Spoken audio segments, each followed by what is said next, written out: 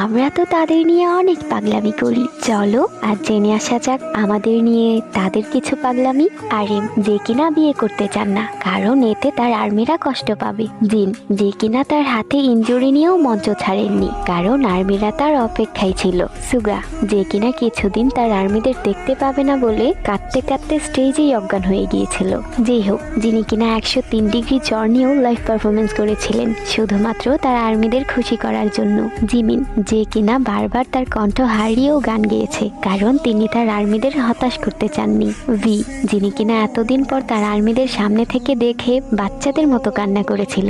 Jungkook, যিনি কিনা ভারী বৃষ্টি ও কুয়াশার মধ্যেও পারফরমেন্স করেছে, কারণ তিনি তার আর্মিদের খুশি দেখতে চান। আর এতে করেই বোঝা যায় আমরা যে শুধু তাদের ভালোবাসি এই না, আমাদের থেকেও তারা আমাদের লক্ষ কোটি গুণ বেশি ভালোবাসে।